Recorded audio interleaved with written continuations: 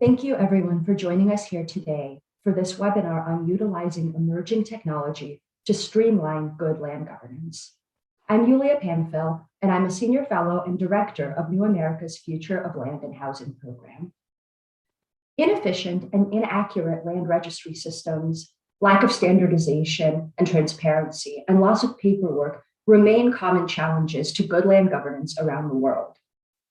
We appreciate you taking the time out of your busy schedules to contribute to this important discussion. This webinar has been convened by Land Portal Foundation, Medici Land Governance, the Regional Center for Mapping of Resources for Development, or RCMRD, and the United Nations Human Settlements Program, UN Habitat. The goal of the webinar is to demonstrate how emerging technologies have the potential to streamline good land governance. Our dialogue today will begin with a presentation of the latest results from Medici Land Governance work over the last several years using blockchain and other technologies such as drones, cryptography, and artificial intelligence to provide user-friendly, low-cost land administration services and systems around the world. This will be followed by a discussion among our esteemed panelists, in which we will ask each panelist a few questions. We encourage a rich discussion and questions from the audience, and we'll reserve most of the last half hour to respond to any questions that you may have. Please allow me to introduce the panelists. Rania Elton is the Director of Marketing and Public Relations at Medici Land Governance, a public benefit corporation that promotes economic development and full financial inclusion by helping individuals establish formal ownership of their homes and land. She has an MBA from Stanford University, and prior to MLG, she worked on improving internet accessibility to low-income families, joining MLG in 2019. Founded in 2018, MLG has expanded its presence on the African continent by helping governments establish land management and administrative systems using 21st century technology, notably with gender equity as a priority. Carol Boudreau is a Senior Land and Resource Governance Advisor at USAID, where she supports the agency to design, develop, and implement programs to secure land tenure and resource rights. Carol also supports efforts to develop policies and practices that reflect the key role land plays in achieving development objectives. Umar Silla has been Acting Director for the Regional Office for Africa in the United Nations Human Settlements Program, UN Habitat, since January 2020. Before that, he was Branch Coordinator, Urban Legislation, Land and Governance in UN Habitat, and from September 2015, Head of UN Habitat's Land and GLTN Unit. And finally, Emmanuel Nkuranziza is the Director General of the Regional Center for Mapping of Resources for Development, RCMRD, an intergovernmental organization with 20 member states in Eastern and Southern Africa. He has also served as the Director General of Rwanda Natural Resources Authority and Chief Registrar of Land Titles in Rwanda, where he initiated and facilitated rollout of a nationwide land registration program. You, the audience, are of course warmly invited to participate as well. We'll start with a panelist dialogue, but then open the webinar for Q&A. If you have questions, please post them using the Q&A button at the bottom of your screen. Please do not use the chat box for questions. Without further ado, let me first give the floor to Rania Elton, speaking on behalf of Dr. Husseini to present Medici Land Governance's latest work. Rania, over to you.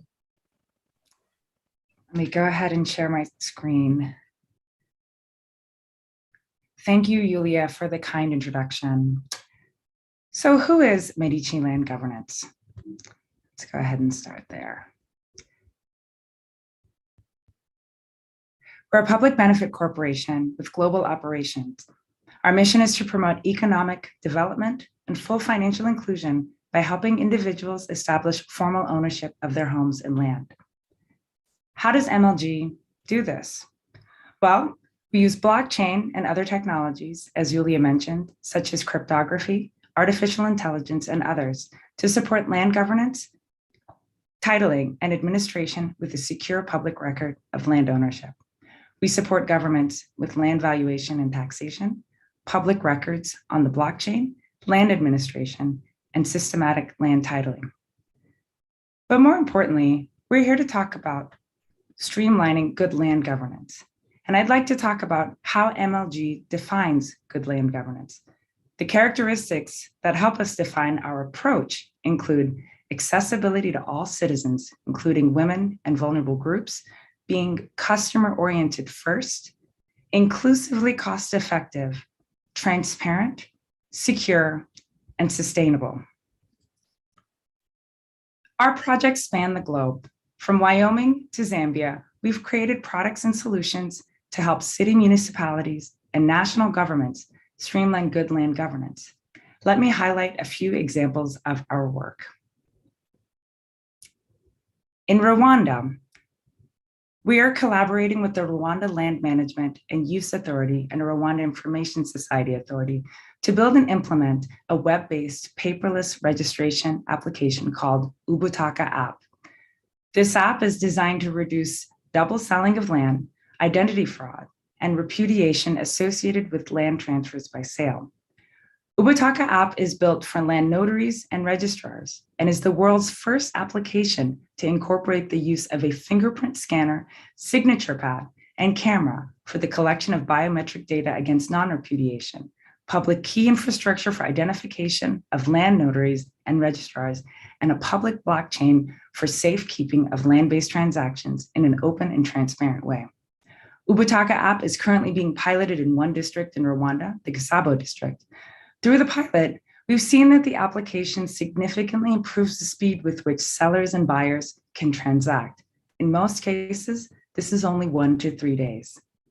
Ubutaka also reduces the transaction burden for Rwandan citizens. By using the app, they don't have to pay to print documents, they don't have to complete paperwork, and they need only make one visit to the land notary to complete their transaction. Through the use of PKI and blockchain, Ubutaka app also makes land transactions more transparent and secure. MLG, RLMUA, and RISA are actively exploring scaling Ubutaka app across Rwanda. In Zambia, MLG is providing systematic land titling, land administration, and payment software to enable the issuance of 4 million certificates of titles on state land over a period of 7 years, the largest systematic land titling project ever embarked upon in the nation. MLG is, in fact, the first external company to invest resources upfront for guaranteeing security of tenure by issuing titles to Zambians. MLG's approach to the systematic land titling process reduces costs and improves efficiency. First, our data collector application enables data collectors to gather landowner information, documents, and signatures using tablets at the landowner's location, bringing the application process to the landowner and reducing data loss that can be experienced with a paper-based process. This helps both MLG and the government of Zambia reduce inequalities of access to land ownership due to income differences. Second, our government approval application allows each government office to review records, survey diagrams, general plans, and documentation. Once satisfied, capable authorities can approve each area electronically and sign where necessary. The recent approval of e-signatures in Zambia will further expedite issuance of offer letters and certificates of title. And lastly, our integrated payment system allows invoices to be created in sync with the government approval process and communicates back to the government approval application when payment has been satisfied, so that certificates of title can be issued to eligible property owners. In Liberia, we're implementing a pilot project to issue land rights documentation to up to 1,000 landowners in Monrovia. In partnership with the Liberia Land Authority and the Ministry of Finance and Development Planning, the project is modeling an approach for systematic land titling and digitized land administration. To do this, MLG used drones, our tablet-based data collection application, and our land administration system, Landum, to strengthen land rights for urban citizens. And our work it also is in the United States. We are using blockchain and other advanced technologies to make land records more secure.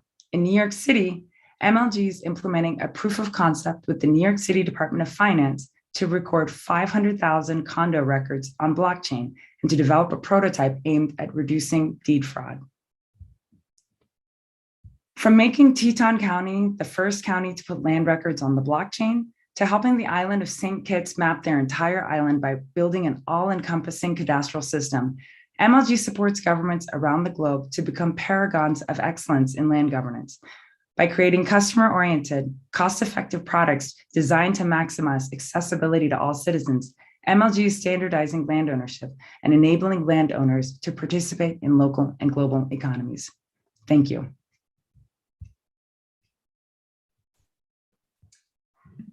Thank you so much, Rania, for that presentation. It's really exciting to see the ways in which these new technologies are improving the speed and reducing the cost of issuing land documents and also improving access and transparency. And it's exciting to see how governments are responding by thinking through ways to make the process easier. For example, the e-signature law in Zambia.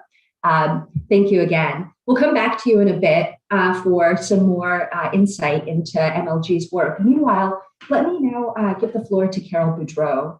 Carol, in your view, what are the challenges that we need to overcome to make the use of these types of new technologies a reality? Thanks, Julia, and thanks to everyone who's joining us today. I'll share a couple of challenges from a donor perspective. So maybe a first challenge to think about is that the requirements and processes that are in place to work with us as a public donor are just frankly not as nimble as they could be for those working in the tech sector. So maybe a place to start is by asking, how can large donors like USAID adapt to a swiftly changing technology or technological landscape? And how can actually we improve some of our processes and requirements so that we're more attractive as partners for land technology companies?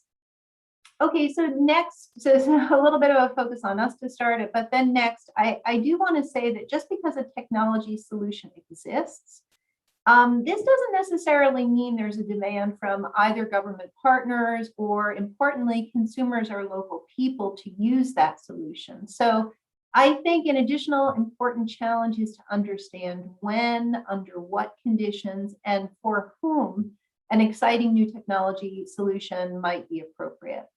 Another challenge that's always present is overcoming resistance to new methodologies. So particularly when these approaches threaten existing jobs and privileges. I thought maybe I could share a brief personal example. My father was a stagehand at a theater in New York City for his whole life. A lot of years ago, computers started doing some of the work that stagehands, who are the folks who are working behind the scenes at theaters, computers started doing some of the work that stagehands had done up till then. Stagehands weren't very happy about the change because now theaters could do the same or even more work using less labor, and land technology is pretty similar. So naturally, it's the case that some people are not only not happy, but may actually be obstructive and not support changes that are exciting, the kinds that we were just talking about. And finally, I do think it's important to note that documenting land rights with the support of land technologies, it requires a very careful rollout, as it could actually exacerbate inequalities when it comes to access to land. So technology can be an integral part of, maybe should be an integral part of the land documentation process, but it's usually not a standalone solution. Thanks, Julia. Thanks so much, Carol, and thank you for bringing the example of your father's experience and for touching on some of these challenges that go along with the rollout of some of these new technologies we're seeing. Let me now turn to Umar. Umar, could you tell us a little bit about the use of the social tenure domain tool as a land governance tool by the Global Land Tool Network? Thank you very much, Julia, and colleague who organized this panel and talking about new technology and land governance. And I think this discussion is really timely if you realize that, how Africa is behind on this land registration system and others. And we realize that up to now, I think 70% of land is out of the record. which means that we need a new paradigm, because I think a lot has been tried in the past, but we see as well a lot of failure on the way that we address the issue of record. So now I think technology could be a good enabler in accelerating, the establishment of land information system, the establishment of a sound land governance system in terms of efficiencies and democratization and others. But the question we need to ask ourselves in the context of Africa is, what do we need? What are the prerequisites for this technology element to be successful in Africa? Knowing that we are operating in different, land regime system, in different environment where we have conflicted land tenure system, where there is customary statutory system, which means that I think the ground is not really easy. And I like the point that raised by Carol saying, for whom we're going to digitalize, or for whom we're going to, act on that. And I think we need to take into consideration various stakeholders on the issue of digitalization and interest as well. That's the reason why, as you may know, the Global Land Tool Network has been busy for 20 years looking into this matter. What could be the model we want to establish to make sure we are addressing, those array of land rights existing in the ecosystem of Africa, including customary system, informal system, and others, because we believe that the conventional system has failed to really offer this tenure security to everyone. And one element we have been looking, as you mentioned, Julia, is the social autonomous model. It's about linking right with social, dimension of things. And I think this social autonomous model has been developed by Global Land Tool Network to promote approach in land rights recording, where land conventional systems are limited, but also the tool is promoting land governance through its innovative framework along the continuum of land right and suitability to support the fit for purpose approach in different contexts. So STDM, what is good, it is an open source tool integrating GIS framework and database system for robust data management and storage. It is also integrated with mobile application and handheld geographic position system for offline and online data collection through an easy to use interface that can be managed by communities with less technical skills. That is a most innovation. I think we need to talk about this STDM. This possibility of community to handle it by themselves and to apply whatever they want into this application and create kind of a discussion around this issue of land governance and land tenure registration. It is fundamental. But also, technically speaking, we all know that STDM framework with its source code for users to extend and customize in different contexts and users is flexible. It can be adapted to many contexts and many users. As I mentioned, the participatory approach promoted by GLTN through partnership in localizing the tool and creating awareness, improve the adoption of the tool, and result in increased perception of tenure security in formal and rural element. So this tool has been tested in many countries for now. I think we have been engaged in Uganda, where we have a progressive land law on addressing the issue of customary system. Zambia as well, where we see reconciliation between statutory and customary system. And even outside Africa in Laos, we are working, on establishing customary land certificates that are recognized by local authorities and national government. Today in Uganda, I think we have released more than 25,000 customary certificates, over the last 2 years. And this was an opportunity as well to bring civil society, community leaders around the table to discuss about mapping, to discuss about data, and to discuss about different rights that need to be captured into the STDM. But now another stage we are going into is how to streamline this STDM application into the formal land administration, establishing a land registration system. And I think there's some experience going on very positive in a way that now we can get out of this paper base and get into more elaborate, record system, but also on process of the request getting, from communities. But it is work in progress. As we know, technology is evolving rapidly. And this SDM is subject to many reflection, to many institutions, looking a way of taking to another level. From there, maybe we can go to scale. This is what I want to share on this experience. What the mistake for me is really when we talk about digitalization, how to take into consideration different type of right, but also the context of African land right in a way that they are diversified and also sometimes conflicting. Thank you very much for this first question. Thank you very much, Umar, and thank you for touching on the important aspect of the flexibility of STDM to really allow communities to determine for themselves the type of land mapping and documentation they would like to partake. As a follow-up question, Are you using any of the emerging technologies that Rania mentioned in her presentation or others to implement STDM? Right. Of course, Julia, because as I mentioned, STDM development is open source and considers a popular free and open source package in GIS, Geospatial Information System and Database System. This enables integration with several technologies in the mobile and web ecosystem, which proven reliability and strong users support communities. So on the other side as well, the framework of STDM is extensive and support a range of data types from different sources. The use of a named aerial vehicle system and satellite imagery are support to provide large-scale based map for participatory boundary demarcation and verification. I think that's something we are using in line what Google is doing as well. Google, in other contexts, territorial methodology for data collection uses total station and real-time kinematic and other global navigation satellite system receiver and accommodated as source of data. However, the de facto approach of STDM is participatory approach, as I mentioned it, for affordability, accessibility, and sustainability at the community level. Just to confirm what you were saying, I think there's quite convergence and synergy on these different gadgets and devices existing to make efficient, this STDM, but looking into participation and ownership from communities. Over. Thanks so much, Umar. Emmanuel, let us turn to you. Could you please tell us a little bit about the work of RCMRD and also NOGA? Thank you very much, Yulia, for your introduction, and thank you, Medici Land Governance, for organizing this webinar. It's very important, as everyone has pointed out, that this discussion is being had today. Allow me to first introduce RCMRD, NOGA, and then the work we are doing together. The Regional Center for Mapping of Resources for Development, or RCMRD, is an intergovernmental organization set up by UNECA and OAU, now AU, almost 5 decades ago, with a mandate to support member states in getting better understanding of their natural resources, planning for their use, sustainable use, and monitoring them using mainly Earth observation and IT capabilities.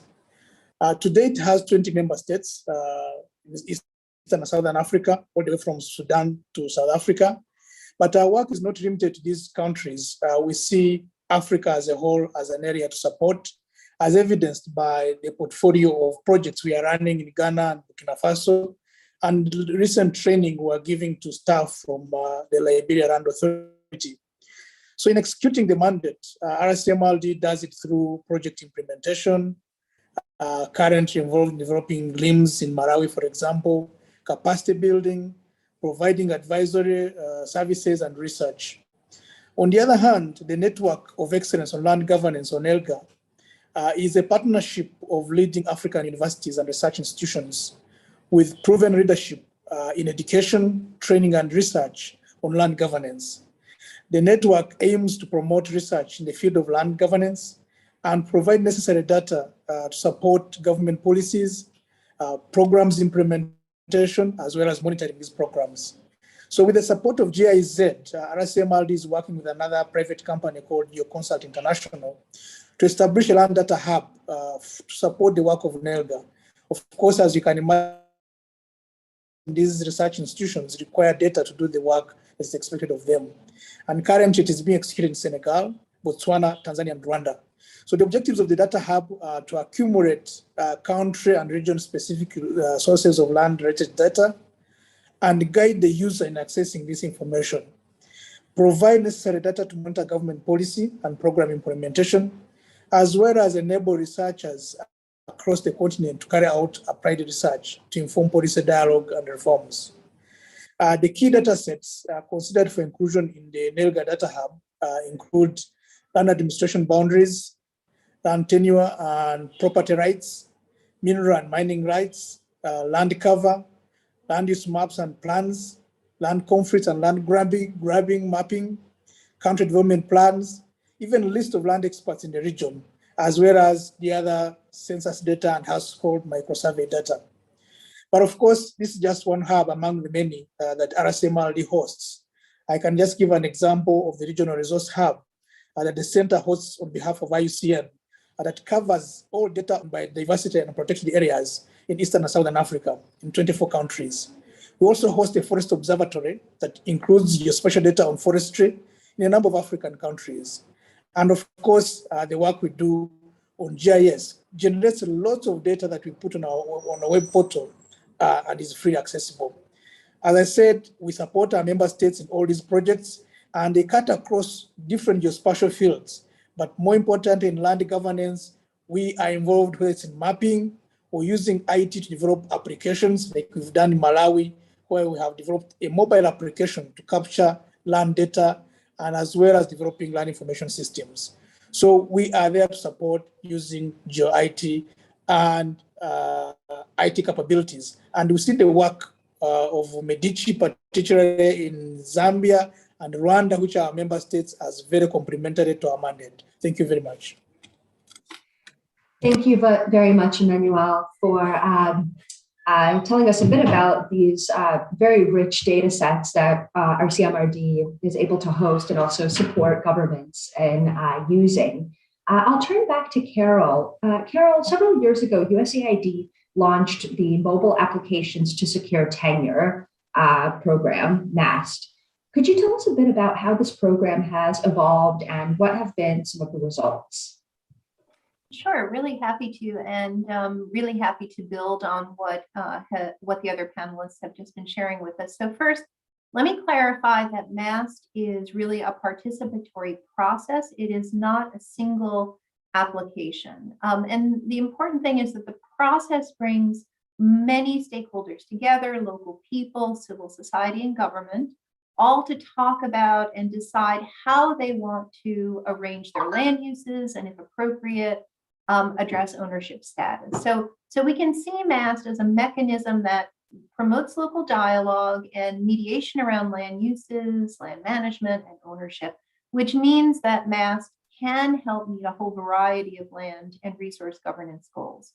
So this approach started a number of years ago. It grew out of an idea that Scottish land sector expert Robin McLaren outlined in a paper in 2013. And the idea in the paper was, okay, well, how can we leverage all this new technology that we were seeing and have that technology used by trusted local people to leapfrog some of the barriers that can inhibit efficient and effective delivery of land administration services.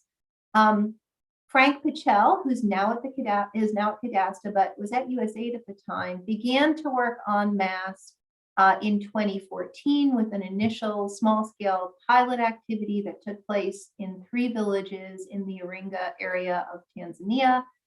The pilot was working with local partners to raise awareness of Tanzania's land laws. This is part of what we mean by a process. So the pilot worked to raise awareness of the Tanzanian land laws, and it spent a lot of time working on talking with local people about women's land rights.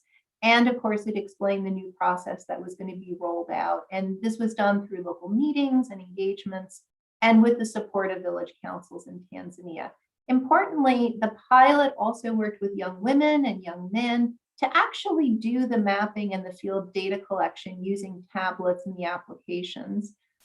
Village committee members were also involved. They were, as was the local district land office, which received and processed data into customary certificates of rights of occupancy, CCROs in Tanzania.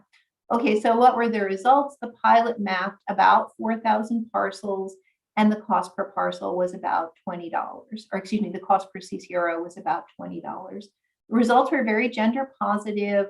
In that, nearly 49% of the parcels were registered in women's names compared to about 27% before the pilot. But there were challenges. This is why we do pilots. There were challenges delivering the formal CCROs. Officials at the local land office did have some challenges processing a much higher volume of applications and documents. So we did work to improve those work streams, and eventually we're able to support the introduction of electronic signatures, which we've mentioned before. Because these results were pretty positive, the government of Tanzania was encouraged to continue. And so we launched a larger scale project in Tanzania through the USAID mission. that allowed us to scale up the process and to professionalize the process of delivering documentations. This further reduced the cost, and particularly reduced the cost for village land use planning. This was important in the Tanzanian context because costs per village land use planning was a step that had to be taken before CCROs could be issued, and the costs for doing village land use planning before introducing MAST were about $10,000 per plan. That was pretty expensive and difficult to manage, and they were reduced down to about $2,000 per plan. Over the course of the last couple of years, then through the scale up of MAST, we've mapped approximately 98,000 parcels in about 65 villages and reduced the cost to approximately $8 per CCRO. Other donors in the meanwhile explored using this approach, and so the approach was taken up by the Land Tenure Support Program, which was funded by the UK, the Swedish, and the Danish governments and their development agencies. And our understanding is that they have also delivered CCROs and mapped approximately another 300,000 parcels. Now, some civil society organizations are using the application, including the Jane Goodall Institute. So with the project coming to a close and to promote sustainability, USAID supported a process to transition the project team into a local NGO in Tanzania, and they will be providing a fee-for-service approach. So at this point, we understand the World Bank is likely to adopt this technology and further scale it. But we haven't just used the MAST approach in Tanzania. We've also adapted and adopted the approach to use in Burkina Faso, Liberia, Mozambique, and Zambia, oftentimes to map and record customary holdings so that local people can protect those holdings as well. So I would say to conclude, USAID is always excited to work with partner governments and others to support new efforts to expand how we use this interesting approach and these technology tools. Thank you, Yulia. Thanks so much, Carol, and that's a great description of how the approach grew from a pilot to scaled implementation over the years, which of course is what you want to see with the introduction of these sorts of approaches. Omar, turning back to you, UN Habitat is working on digital urban governance. What can you tell us about the Web SIG app? Thank you, Julia.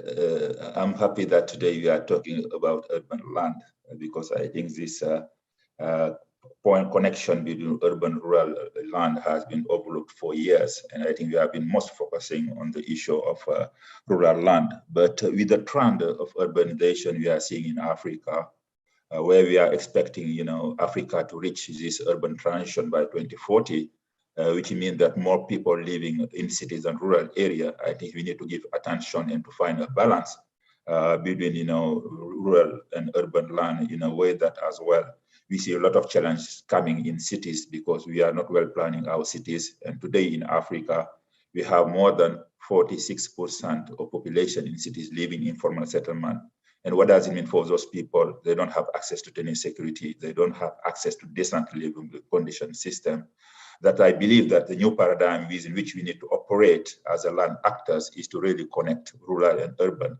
And this has been captured by UN Habitat, because if you look at the new urban agenda, I think we mentioned those 3 dimensions related to land: social dimension on the equity element, environmental dimension. Now we have climate change element happening everywhere, but also the finance and economic dimension is how to leverage land to support investment, whether it is in cities and rural, but at the same time looking into the continuum in terms of value chain between rural and urban, because they are complementary and not distinct. I think it's very important to start with this analysis, because UN Habitat has established what we call the Urban Observatory, which is overseeing coordinated urban data collection and analysis at a global level, and to monitor and track cities' performance on SDG indicators. I think this global indicator has been very active on promoting this indicator 1.4.2.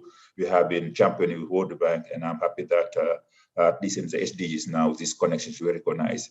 The Global Observatory assists in strengthening data capacity at national and subnational level, providing platform to facilitate effective knowledge exchange and promote evidence-based governance built on the sharing base. But in order to promote information and analysis to all stakeholders, UN Habitat has developed a number of partnerships, including the global platform expert in the cities to develop a web solution called Web SIG. So this platform will help to identify and establish cadastre at the commune level to avoid land conflict, but at the same time to provide those relevant tools for better management and use of the land, including land use planning and related elements. Of course, this is complementarity with the previous work that UN Habitat has been doing on the SDDM, on established land information system, which means that this web SIG will promote this access to data, but also this land information system that can help local government and others to create a decent environment for discussion, but also for attracting investment, but also for addressing those challenges we are seeing in many countries right now in peri-urban area, which has become a gray zone where you have a lot of conflict and a lot of land grabbing. So I can say this web SIG will promote as well better land governance and transparency on land allocation and distribution. Thank you very much. Thanks so much, Umar, and thank you for pointing out this, UN Habitat's work to really link the urban and rural landscapes and not see them as two separate worlds. And it's exciting to see how WebSIG will help promote land governance at this rural-urban interface. Emmanuel, turning back to you, you had mentioned that RCMRD hosts multiple data repositories and has a mission of supporting member states in getting a better understanding of their natural resources, mainly through the use of Earth observation and IT capabilities. Could you tell us a bit about the different approaches that member states are using to gather this data in new and interesting ways? How has their approach to data collection changed over the years? Thank you very much, Julia, and thank you, the other panelists, for pointing out some of the experiences in the countries. Of course, from what Carol says, Tanzania is one of our member states, so some of the work that is happening there, we take notice of it. The same applies to what Medici is doing in Rwanda and Zambia, as I mentioned earlier. But there are also other examples of what other countries in our membership are doing. I gave an example of Malawi. As a center, we helped Malawi, for example, begin mapping their traditional land management areas. Before they can be able to map their customary estates, they chose to first map out all the traditional land management areas, and they were able to get titles. Now they are at that stage where they can go inside these traditional land management areas and map out individual estates. And what we've done with them is really use the advances in Earth observations and develop a quick app that can be able to capture land parcel boundaries very quickly, transmit the data to a database system, and be able to process it quicker. But of course, we say the potential for technology is very high, whether it's IT, whether it's Earth observation technologies, but the uptake is still very low by any standard in our member states. And I think it's really a duty of all of us to make sure our countries benefit from the so-called fourth industrial revolution. So there has been improvement in capturing data boundaries. I mean, when I began my surveying career maybe 20 years ago, just measuring 1 point, you would take a whole week because you'd have to get control so many miles away. But today, within a few seconds, you can be able to pick coordinates of a whole parcel at centimeter or even millimeter accuracy. So there's a great level of improvement, as I said, both from Earth observation perspective, but more importantly, what can be done using IT, especially on processing data and being able to deliver services at speed and low cost. Thank you very much. Thanks so much, Emmanuel, for pointing out these exciting improvements that really have been happening over just a short time span. So it's exciting to see what will be coming next. Carol, turning back to you, I understand that USAID incorporates geospatial analytics in environmental and also land and resource governance programming that it supports. Geospatial analytics, of course, is a combination of GIS technology with scientific methods and processes to transform data into visual, actionable information. How are you linking with other countries in this regard? Yulia, thanks so much for that question. You and I have known each other for a while, so you will know, but I will just be transparent for the audience that I am not a geospatial specialist or advisor, but at USAID, my colleagues Ioana Bouvier and Janet Nakoni are geospatial analysts, and they both have very deep expertise on land issues. Ioana and Janet are regularly using their skills and their experience to help develop a variety of analyses for USAID missions and for our operating units. And this work is interesting. It's included issues such as identifying areas where artisanal miners are operating and using data to help formalize mining claims. It's also been used to support land use planning and analysis of land allocations, as well to identify areas with high levels of food insecurity so that we can explore how tenure arrangements may or may not contribute to internal displacement and migration. And then finally, in some other areas, this work has helped us to identify challenges that are associated with deforestation by looking at historic deforestation patterns and some of the potential drivers of deforestation. So this is a little taste of what my colleagues Ioana and Janet are doing. Thanks, Yulia. Thanks, Carol. And it's so exciting to see these use cases and just see how this sort of analysis can kind of make the invisible visible, if you will, sometimes for the first time. So how do you see the future of geospatial technologies supporting countries to improve land governance? Thanks so much. So I actually think there's a lot to be encouraged about, and particularly we've just heard a lot about how technology continues to evolve. As that technological evolution continues, it should continue to be easier and less expensive to use new or improved tools and to adopt more participatory methods to map and analyze and plan out land uses more accurately.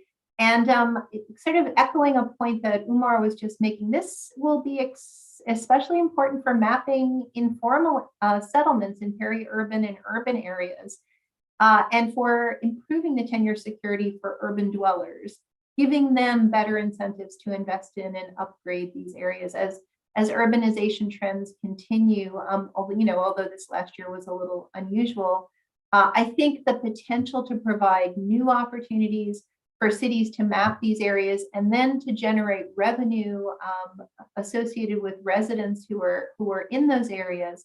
This is so exciting because it can support additional service delivery. Secondly, I think I'm really encouraged about the role that technology can play with some caveats, but I'm encouraged about the role it can play to identify and help protect Indigenous and other customary land claims. And this is important right now. Demand is increasing to understand where Indigenous peoples live and to clarify the extent and the nature of their territorial claims. It's also important to protect areas under Indigenous and customary land governance systems from a whole variety of potential encroachments or competing uses. And we know from a growing body of rigorous evidence that, in fact, there is a robust relationship between securing land and territorial claims of Indigenous peoples and reducing deforestation. So if we can do more using technology to identify and protect these areas, this will be extremely important, and maybe particularly to meet all of our climate goals, as well as to protect the claims and rights of these communities. Finally, I noted a little while ago, and I'll just close by re-emphasizing that we should adopt technology to meet land governance needs, but in context.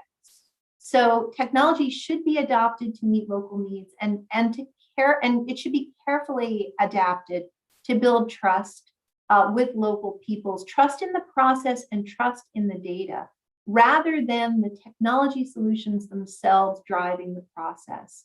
So at the same time, while technology can help improve transparency and reduce corruption and make services more accessible, it is not a panacea, but it does deliver some important benefits. So ensuring that technology meets those local needs is critical. Thank you, Yulia. Thanks so much, Carol. And I really appreciate that last point that you made about adapting technology to meet local needs. And I appreciate the perspectives of everyone on this panel who is working in some way to really make that bridge with local communities and with governments in this technology adoption. For our last question of the panel, I'd like to turn back to Umar. Umar, what is the vision of UN Habitat for using technologies to improve tenure security in human settlements? Thank you, Julia. I mean, after working in this land sector, specifically in Africa for more than 25 years, I believe that we will not win the battle of development until we improve our land governance and system in Africa. As mentioned by Carol, we have a lot of delay on addressing this matter and missed opportunity as well. Because today, how much country is harvesting, the land value capture or land-based financing to support service delivery in Africa? They are little. And based on the study we did, for example, in Kisumu on the on-source revenue, it has been proven only 13% of the value of land is being used in Kisumu as a source of revenue, which means that you have 87% of the potential dormant somewhere, which means the local government authority are sitting on a gold mine. I can say that. Second point as well, looking at the trajectory of Africa, I think Carol has mentioned the issue of instability because land has become a source of conflict. What we see in the Sahel regions, in the Horn of Africa, in Mozambique, they are related to control and access to land, which means that today, when it's come to human settlement, it's good to open our eyes and see how best we can, embrace those complexity and not, going around. I mean, as we see it in many countries where people are just saying it's complex, we will not touch on it. But we need to touch it because it's part of the system and it's part of the development pattern for Africa, and we have to make it clear. But what is important as for UN Habitat, of course, we are on this transition, using technology to accelerate, the land governance improvement system, but also access to tenure security. But at the same time, we need to question and look at some element, for example, of sustainability on this new technology. What does it mean for this technology to be able to serve the purpose and not create a new elite capture in the land governance system? I think that's some risk we are seeing in Africa. You mentioned the resistance of some elite on this modernization of land information system in some country. I think 5 years back, I visited Chad. There was a huge operation on land information system establishment and modernization of the cadastre system. But every time, the system was broken. Why? Because people was not ready, and there was sabotage of the system. Emmanuel knows what I'm talking about. Because in Rwanda, people have been saboting, doing sabotage on the system. They've been taken to jail for many days. From there, I think what has those, safeguard system we could establish, to make sure at least this system is conducive really to acceptation. The second point as well, which is very important, first financing as well. So I think for now, as mentioned by Carol, he brought the perspective of donors. But what are those countries who put in their national budget this land information and digitalization system? Few of them. Rwanda, I think, is a few of those countries who are doing it. For me, it's time to articulate the need for land governance with national development plan and include it within the national development plan to make sure at least it's a priority for the government. And even some countries, they don't have minister of land even. It's just, really mess up with others issues, and the cross-sectorial element where you don't have visibility and importance of the land. And the last point I want to mention, capacity. I think this is very important. If you look at the level, of capacity of many land administration system, you may question how this, land information system and digital system can survive, because many of them are not trained, and the poor quality of the stuff is very, desperately sometimes. I mean, we see all those challenges in many land administration. Linking that, this technology system, capacity, financing, and policy, I think is fundamental, and I think that's where this webinar is very important. How we can work together, bring our mind together, and make for some kind of progress on the way we support member states, the way we support local government is very important, and that's what drives GL10. What drives GL10? I think we have been working with many actors in the room today on promoting this collective vision on land governance in Africa, and I think so. Let's work together, and we can overcome all those challenges. Thank you very much. Thank you so much for those words, Umar. And I'm so glad that you brought up this question of financing, which I think is often the elephant in the room, who is providing funding for the rollout of these services, and why, how could governments be prioritizing land tenure more in their own budgets? And if not governments, then what are the other models for funding land registration at scale? I will, before opening it up to the Q&A, I will turn it back to Rania for just a few closing words. And I'll just remind all of the audience members that you can drop your questions into the Q&A feature on the bottom of the screen, and we'll try to get to as many as we can. Over to you, Rania. Thank you, Yulia. I just wanted to say thank you to all the panelists. Omar and Carol, ST, DM, and MAST have really been an inspiration for us at MLG, and we love learning about the work that you're doing and the lessons learned. Emmanuel, the work that your organization is doing is critical to the sustainability of our work. As you said, our work is complementary, and I hope we have an opportunity to work closely alongside one another. In fact, in line with our public benefit goals, earlier this year, MLG signed an MOU with the Sustainable Development Goals Center in Africa to advance Africa's overall development goals and the SDGs 2030 agenda over the course of 2 years. I wanted to address some of the challenges that have been raised by the panelists. Yes, technology does have the risk of removing jobs. We overcome this by retraining people and trying to bring more and more people into the system. There are also challenges of user adoption. One way we see to overcome this is to identify the problems that government and land administrators want to solve, then to build the products that help solve those problems. And that's it for me. Thank you, Yulia. Thanks so much, Rania. All right, we will turn it over to the Q&A portion of this webinar. And the first 2 questions are back to you, Rania, and I'll just ask them together. The first is about the coverage of the system implementation in Rwanda and Zambia. So what is the current coverage of MLG's work, and is there any plan for nationwide rollout? And then the second question is, how does MLG deal with cases where the needs or the wishes of local communities might clash with the government's plans or policies? Thank you.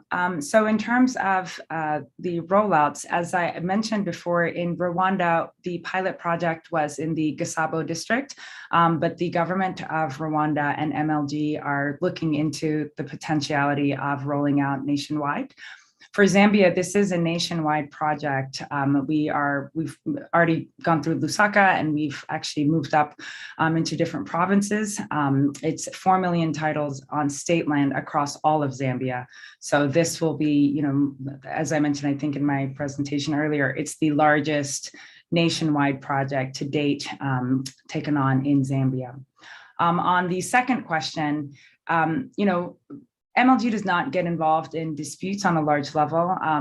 To the experiences that we've had so far, we have not had, distinctive clashes. It's not something that we would necessarily get involved with. We work really closely with the government to make sure that the needs of the communities are met, and that's how we design our products.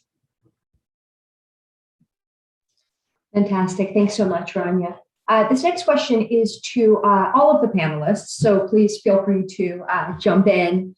What is your experience with women? And I know, Carol, you addressed this in your remarks, so if you'd like to elaborate any further, great, or if not, that's fine as well.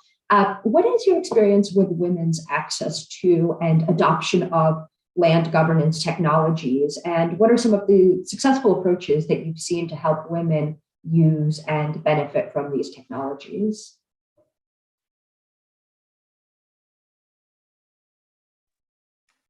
I'll start, Yulia, and I'm sure my colleagues on the panel have additional remarks. I would say that for USAID, this is a hugely important issue. We place an enormous emphasis on working to help secure women's land rights and to raise awareness of the benefits that those land rights provide, not only to women themselves, but to their families and to their communities. So The MAST approach, for example, will work in a context-specific way in different countries to raise awareness with community members, women and men, about the rights that women hold under the formal law, but also work in customary areas to talk about the benefits that can accrue to families by placing women's names on some documentation, or placing names of daughters on some documentation. So there's an awareness raising component to the work, but there's also oftentimes an engagement with women as para-surveyors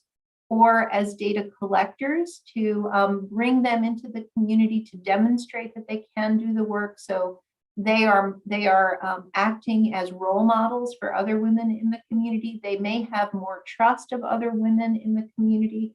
So they have been involved in the MAST process basically from the beginning, from the early stages of the process. We were trying to make the process gender responsive and certainly gender aware, and have maintained that focus over time. And in fact, in some of our project areas, Mozambique would be a good example. We have just really remarkable uptake from women. Majority of parcels being mapped and reported are in women's names in some locations. So it's been a core part of the project from the start. Thank you. I would say also, I mean, to many of Carol's points, the only way to really address diversity and inclusion is to include the most diverse people when building products. At MLG, first, we developed technology with diverse users, including women and other vulnerable populations in mind. Second, to Carol's point as well, we aim to hire at least 50% women to implement our products and to provide hands-on training. Third, we monitor use and take feedback from users so that we can continue improving and making our products more accessible. There are many problems that, as much as creative as we can be, we won't understand them. So we have to have the users demonstrating and communicating those problems to us.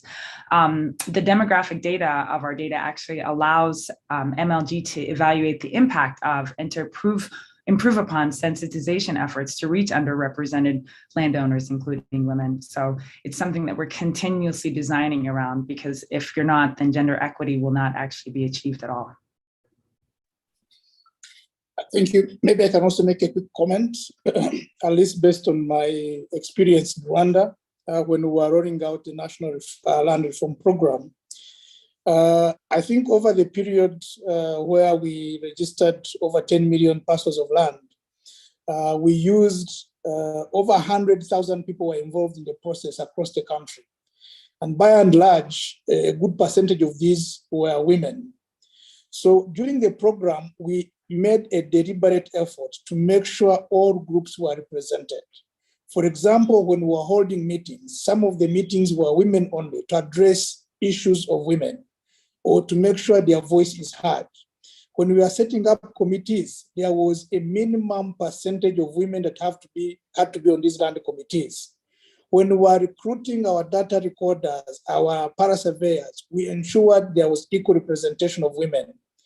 Even in the work we did, we constantly consulted with the Gender Monitoring Office on issues of gender.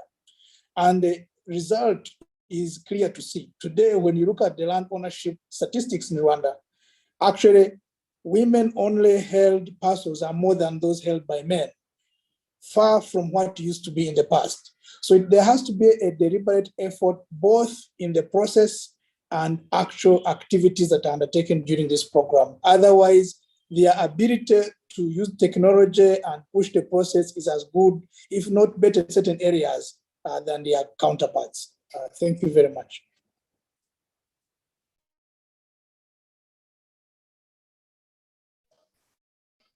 Fantastic, thank you.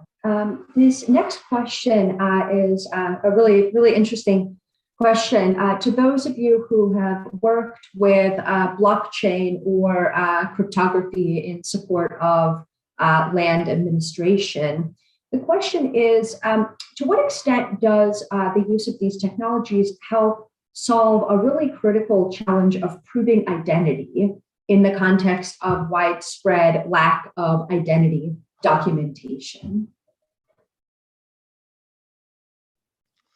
Thank you, Julia. This is Umar.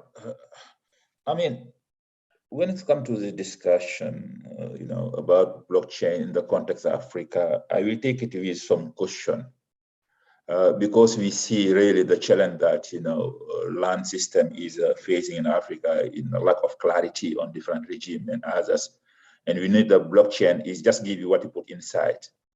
For me, we need to look at the basis for this, in Africa and clarifying the land system. Right now, we have a lot of conflict, interest on the land system, but also regime, statutory and customary system. The question is how to harmonize those different views to get in a very coherent and coordinated system that can be captured by blockchain.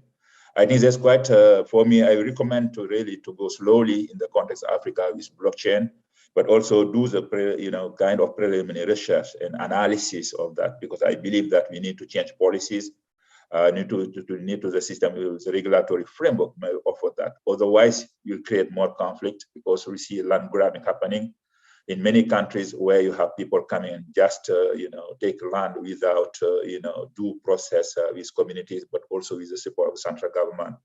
Those who are familiar with West Africa, in Mali, in Kati, where you have a disaster, of the grabbing, the land, I don't think you can talk about, fast registration on this particular context. At the end of the day, you are creating a lot of vulnerable communities and deprivation from land rights. This is my position on blockchain in Africa. Of course, it's subject to discussion, but I think we are not there yet in Africa in the current context of policy and land tenure system to really put things very sophisticated. Thank you very much. So I'd like to, go ahead. No, I just wanted to pick on what Omar has just said.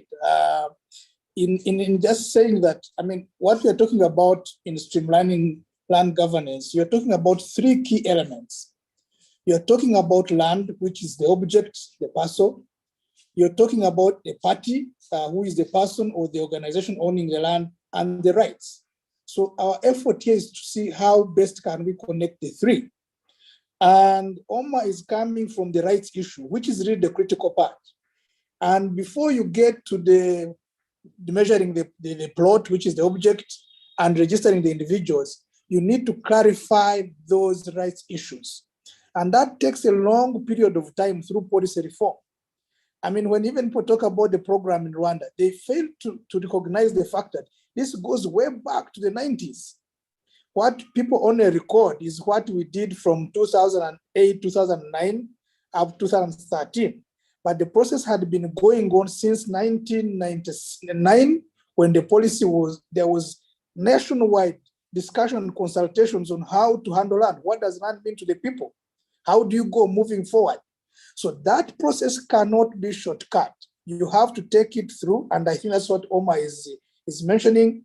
But at the end of it, these tools come in, because once you have defined what rights are, how they are connected, then you need to go to the next step of identifying the party who owns, and blockchain comes in. You have to identify the parcel. Earth observations come in for measuring the parcels. So all these tools are there, but that fundamental basis, fundamental work on the policies, on the consultation, on the definition of rights, on the clarification is very, very critical. Thank you very much. And I wanted to just jump in and say, identities, as we've already discussed here, is an overarching challenge, because in many cases, people don't have verifiable identity that allows them to prove their ownership or interest in a property. I will say in Rwanda, we're using blockchain and PKI, so it actually can be done with the right infrastructure. It's not a customizable, it's not a fit, it's not useful for every circumstance, but where there is the right infrastructure, it is the right way to address any of the identity issues. It's key that you keep personal information off chain, but signatures on the chain. Those signatures are created using PKIs, so identity can be verified. It's very secure and it's a trustworthy and very secure way to prove identity, and it actually helps ensure the security of all parties interested in land. There are other identity solutions out there. SSI, which is also PKI based, Tapestry. It's a concept by New America. And, there are other ID solutions that exist with varying levels of security and functionality, biometrics, cards, et cetera. But it goes back to my first point, the right infrastructure has to be there to use blockchain as a solution. Rania, just to reinforce what you were saying, I think the issue is not just about technology. As mentioned by Emmanuel, it's a really chain to follow, and the social dimension in the context of Africa is so deep and so important to take into consideration. For me, let's see where to start, because we need to have frank discussion in Africa as well. We cannot just come in and out and bring another, approaches which are not, capturing the reality on the ground. That's the reason why we have 30 years of failure on land reform in Africa. Let's be frank and have a new starting point and look at the reality and see where to start and what are the fundamentals we need to address before we get to the sophisticated part of things. Otherwise, we'll mess up again. Sorry about that. Thank you very much. I'm 100% with you. I mentioned earlier, my family's from Sudan, and my dad always says, why can't we do all the things that you're doing at your company in Sudan? And I'm like, Dad, we're very far from that type of solution. Thanks so much for that discussion.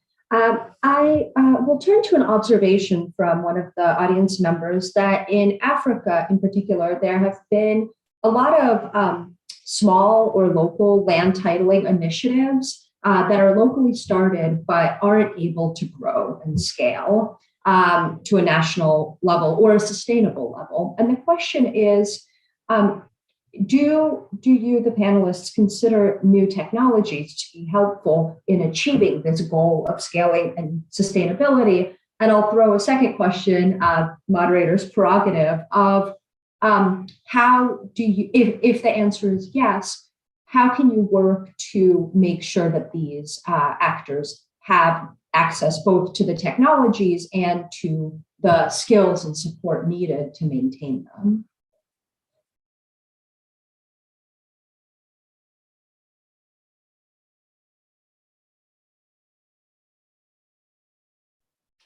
I'll jump in, Julia. So I would say the technology was really pretty critical in helping to scale the MAST approach in Tanzania. And importantly, the iteration of the technology over time to try to make it more useful for the government of Tanzania to make sure that it was supportive of the first step in the process, that village land use planning, as well as then the next step, which is the CCRO application process and the delivery of the CCROs. So I do think that the in this one case, the technology was helpful, and it helped that other donors were willing to also test out and help improve and hopefully to scale the technology across the, to a larger extent and across the country. So I think your second question is interesting too, though. It's like, how do you then help make sure that the technology is the right skills are available, or the right access to skills building is available for people who are going to use that? And I think that is a really tricky and challenging question for public sector donors. But I think we're interested to see what happens with the transition of the MAST program in Tanzania from being a donor-sponsored program to being more of a fee-for-service program. And then you're almost adopting a kind of a market, right? You're kind of adopting a market-oriented methodology, and usually things are sustainable when they meet the test of the market. So we'll see what happens over time, but I think that test of the market is important, and presumably that gives then users incentives to really understand the technology and continue to improve their skills and further improve the technology over time. Thank you. Yeah, Julia, I can also make a quick comment on that. There's no doubt that technology makes it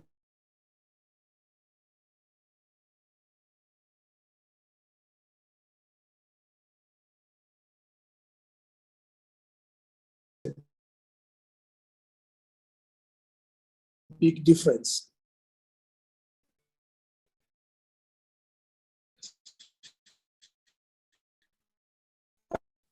think, Emmanuel, you're crashing. Technical issues. But without repeating myself, sorting out the soft elements of policy, then the mechanical elements of using speed, technology definitely makes it. You also have to be very careful on how to apply.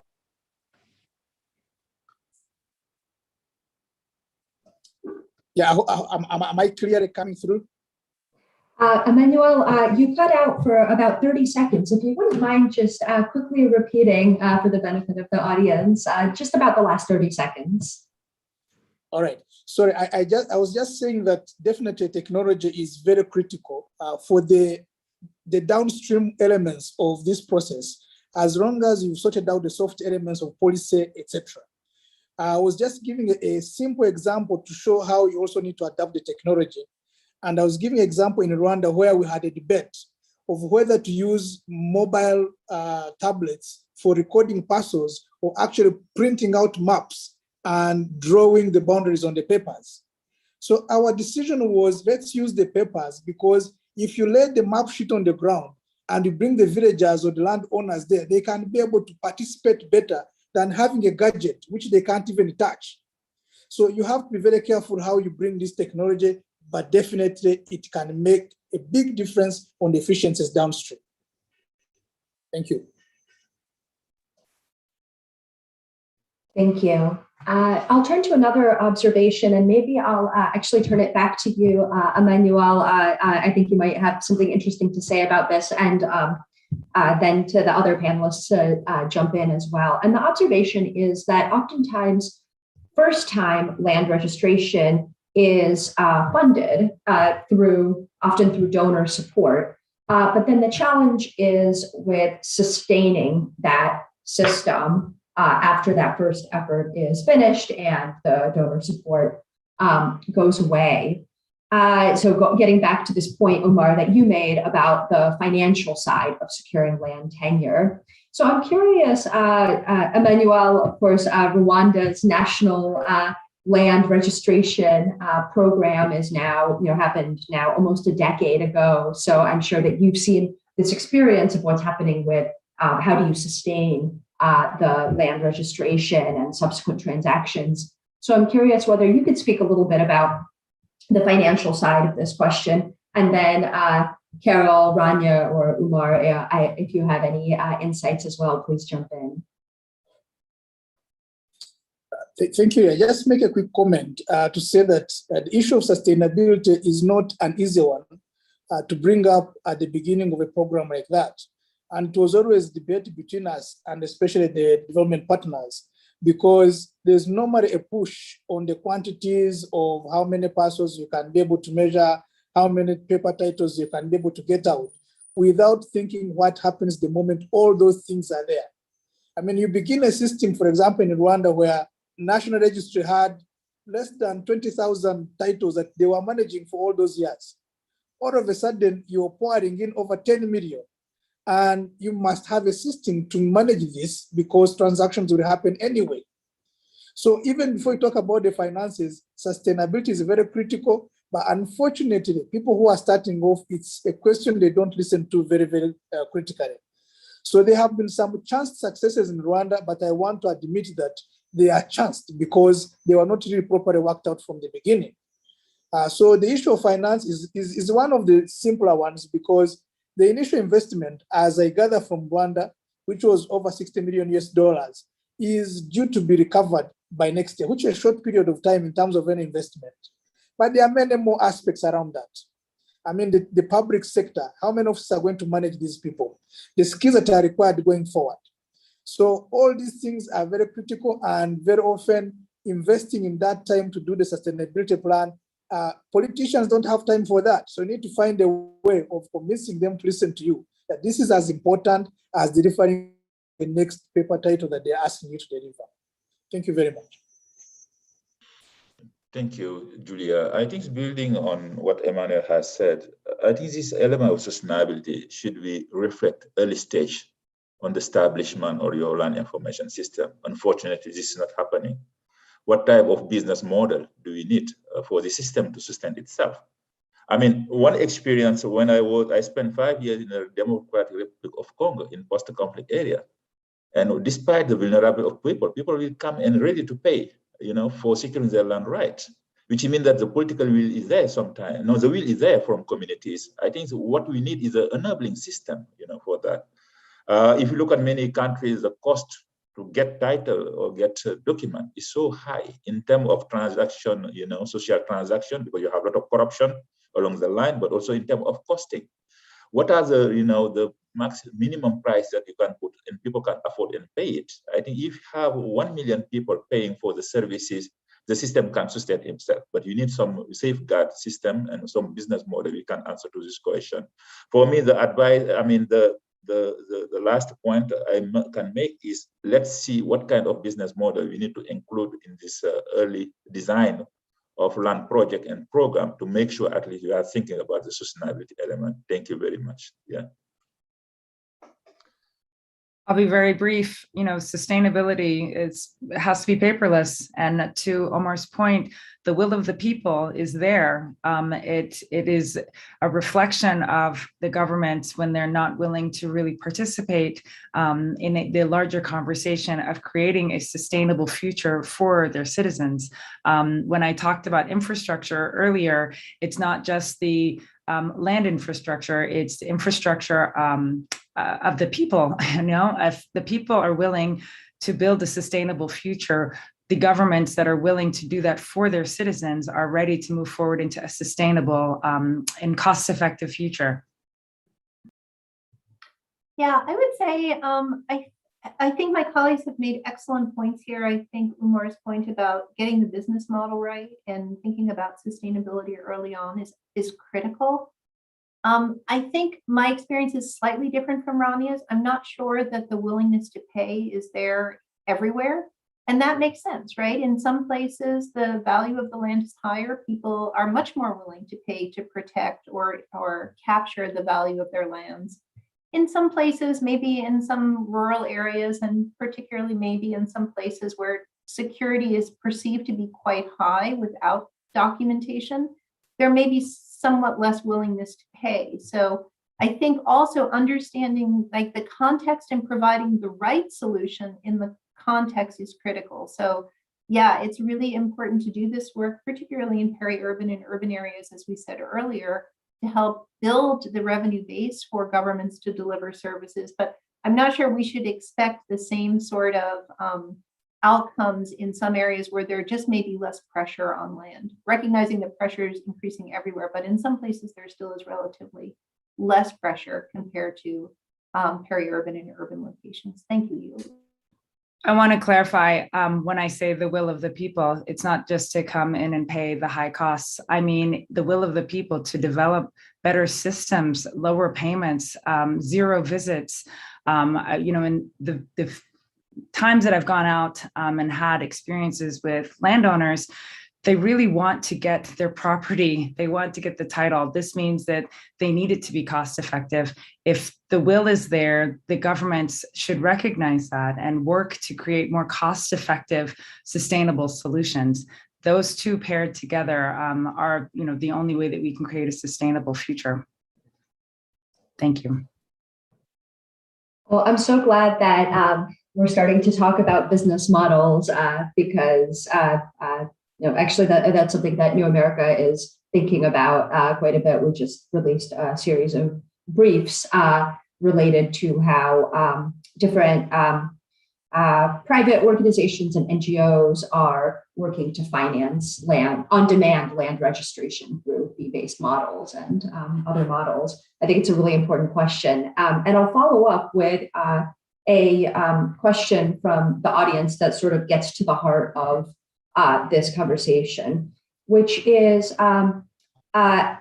do the panel think that the solution to land rights registration in Africa should be provided as a public service, meaning that the government is providing systematic land registration, or is there a role for private or independent solutions that can offer security of tenure through, for example, decentralized registers? So I will open it up to the panel. Julia, I think this is a very interesting question, and yes, looking into different trends of privatization we see in Africa over the last 30 years. Of course, a lot of this utility service has been privatized. And of course, we need to look at different dimensions when you talk about privatization, the role of private sectors, affordability, the level of revenue of communities as well. So if you have communities where you have, or generally in Africa, 80%, of people, being in the informal sector and informal economy, I think those are some parameters they take into consideration. The second point as well, take into consideration the nature of land, which is on the domain of sovereignty. I think it should be self-delivery from the central government to local government and touching now to the communities. Because right now, I think one opportunity we have in Africa is how you can build on the decentralization process to make it closest, land service delivery to communities. And I think Uganda is looking to this model. Zambia is looking to this model with the role of traditional authorities and others. So at the end of the day, for me, the service delivery as part of the role of state is very important. And that way as well, we can ensure some transparencies and some guarantee of equity from communities members. But for me, it's too premature to talk about privatization of this particular area, because as mentioned by Emmanuel, you have a lot of implications, on this in terms of protections, but at the same time, in terms of decision making from the central government. For me, one question we need to dig is really the decentralization system articulated with land governance and how to help communities to play a better role and greater role on this land administration of their own land. Thank you very much. Yeah, I also think this is a really interesting question. And as Umar says, there are increasing examples of non-state provided service delivery, and that's really interesting to see. And of course, Medici is one example of that.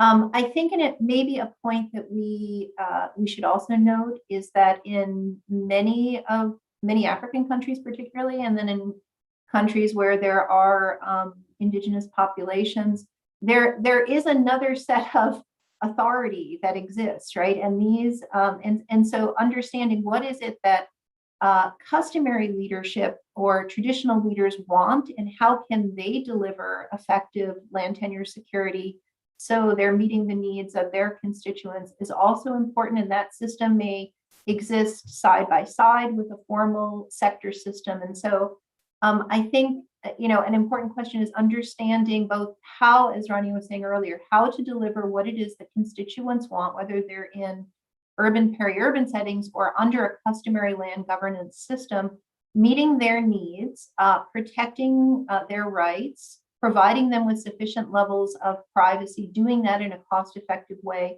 Some of that can almost certainly be delivered by the private sector or the non-state sector. But ultimately, as Umar points out, right, virtually every country in Africa is the ultimate title holder of the land. And so it is going to be critically important that land information systems continue to provide, to be probably managed by those government actors. And so we can hopefully play a role in supporting partners to, over time, it's been a long process, but over time, deliver more responsive systems to their constituents, which is also something Rania was getting at earlier. Thank you, Yulia. So I think there's room for both. Thank you very much, Julia. Maybe also a quick comment. My take on that is not far from what Omar says, in a sense that, especially when it comes to fast registration, if the systematic fast registration, I feel there is a responsibility for the public sector to support the process. But depends again on the country. Because if I talk about Rwanda, when we approached systematic land registration, the reasons were different. Actually, people talk about revenue collection, talk about rights. Ours was more political issue. Looking at our history, looking at stability and the role of land in the whole process, we felt this has to be fixed. And because of that greater good for the political stability of the country, then there is an imperative on the government to really take it up and make sure it is delivered. But even alongside that, the support of the private sector was critical, because some of the logistical elements, some of the technology, it needs to come and work alongside the government. But then later on, as you come to transaction, improvement of the system, I think the private sector can take the role, a bigger role, and government goes in the backside when the foundation is already there. Thank you. Fantastic. Well, we have come to the end of our questions. We have a few minutes left. I would just like to note that before you exit the webinar, you'll be asked to take a short survey. Please do complete that survey because it helps Land Portal improve the quality of these great webinars. So before closing, I would like to ask each panelist to very briefly provide any final closing thoughts. Please keep your comments to about 30 seconds. We'll start with Carol, then move to Rania, then Emmanuel, and close with Umar. Over to you, Carol. Thank you, Yulia. A very quick thank you to Land Portal, Medici, and New America Foundation for supporting the portal. It's been a pleasure to be here with Emmanuel, Umar, and Rania today. I think my final words would be there is just such a lot for us to be encouraged about with regard to land technology. And as long as I think we consider the potential for some disparate impacts and make sure that our processes are inclusive, it's a bright future for us in the land sector. Thank you.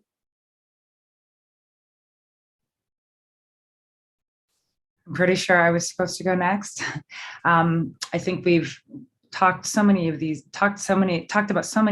issues, but the great thing about this group is this is not a talk is cheap team. Everyone here is so involved in creating the right solutions and finding the right ways to build the infrastructure appropriate to streamline good land governance through technology, digitizing records and engendering trust and security in data by diminishing human error is critical to the work that MLG does. And I hope in the future I can partner with everyone here to create new opportunities in many of the countries that we operate in. Thank you.